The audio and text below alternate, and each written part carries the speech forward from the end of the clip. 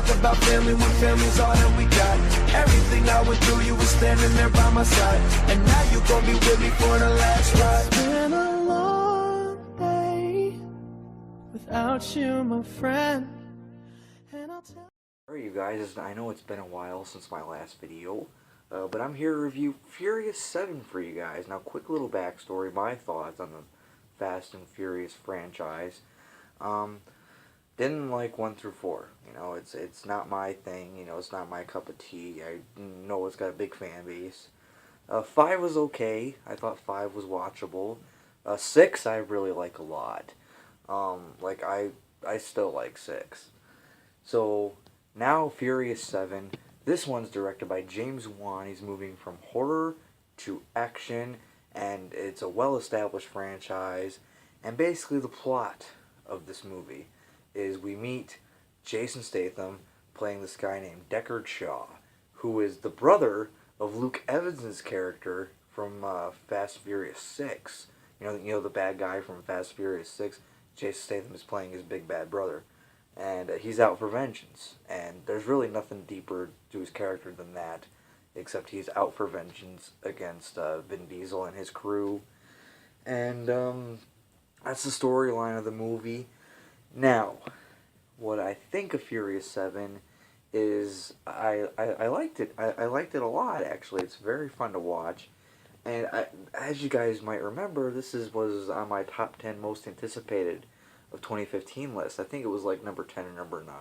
Either way, it wasn't high up on the list, but it made the list.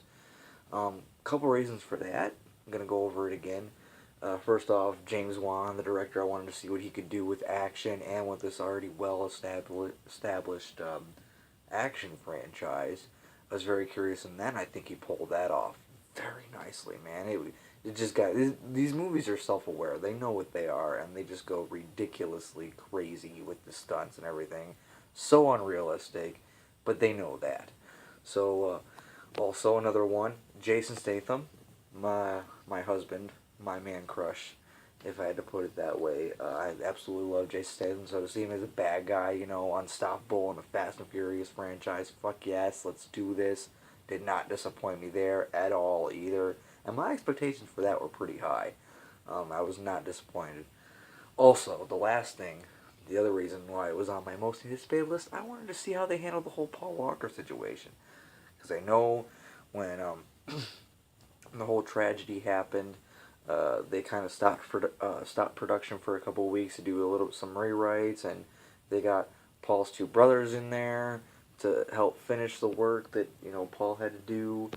And I was very curious to see how they were going to write him off in the movie. I was expecting them to kill them off, and I'm not going to say if they did or didn't, but let's just say that Universal Studios and James Wan, the whole crew behind this film, handled that situation so perfectly. It was the perfect send-off for Paul Walker's character.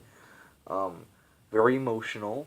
You know, the last time you see him in the movie, it's very emotional. Like I said, I'm not, you know, these movies aren't really my cup of tea for the most part, and they got to me, you know? So there's that. Obviously, what do I think of the cast? Vin Diesel. I mean, Vin Diesel's awesome in this movie. Pretty much everybody's awesome in this. Tyrese Gibson, he's kind of like the comic relief in these movies, and particularly in this one as well. You know, he had his good moments in there. He wasn't like over the top funny. I mean, he had cheesy one-liners here and there, but Ludacris in this movie, he was awesome. He was really awesome. The Rock, I mean, it's The Rock, dude. The Rock, the sexiest fucking wrestler ever, bruh. If you guys are familiar with Jaron Benton, you know the reference there. But either way, The Rock is a badass in this film. He's not in the movie much. In fact, he's barely in the movie. He's, let's see, I think total, he's maybe in the movie for, I want to say 15 minutes. 15 minutes in the whole movie is about as much as he's in. But when he's there, you know, he kicks ass, and he's great, and he's got some good one-liners, too. Michelle Rodriguez, oh my god, so hot. You know, they kind of deal with her, because in the last couple, she kind of forgot who she was. She had amnesia. In this one, she is dealing with that a little bit more. They kind of go a little bit deeper into it than they did with the last couple. And of course, I have to talk about Paul Walker. Paul Walker in this movie, you would expect that they would make Paul Walker like steal the entire show and him be, uh, you know, the one that's in like every single scene as much as they possibly could fit him, and it doesn't really feel it's not that. You know, he feels normal.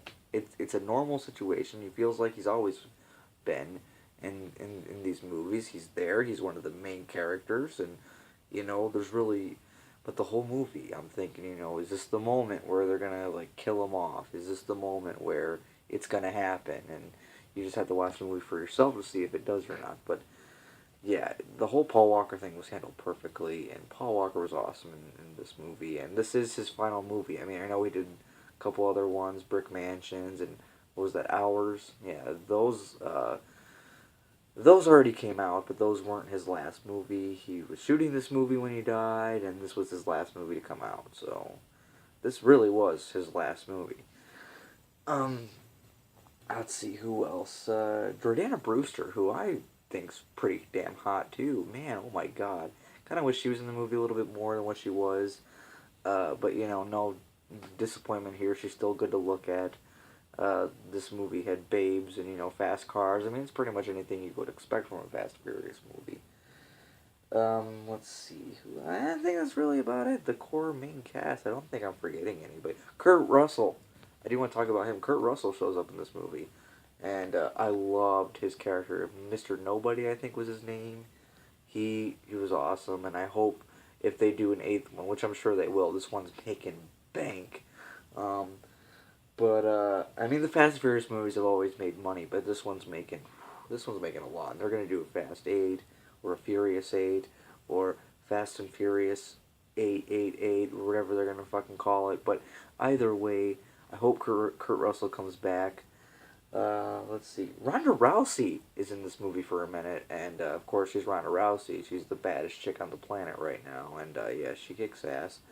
Again, she's not in the movie much, but when she's there, she kicks ass. So, all that being said, I highly enjoy this movie. If you're a fan of the Fast and Furious franchise, go check it out. If you're not a fan of the Fast and Furious franchise, I would still recommend checking it out. I'm going to give this movie, I'm going to give it a solid A. It would be an A+, but, it's just, like I said, these just movies aren't for me. I really do like this one a lot. Probably just as much as I like 6, if not a little bit more. And I really love 6. So, yeah, I'm going to give Furious 7, or Fast and Furious 7, a solid A. And if you guys saw the movie, comment down below what you thought of it. And, try not to give away the ending or anything like that. But, yeah, emotional, action-packed, fun. The stunts, I already talked about those for a second. Yeah. Well, see you later.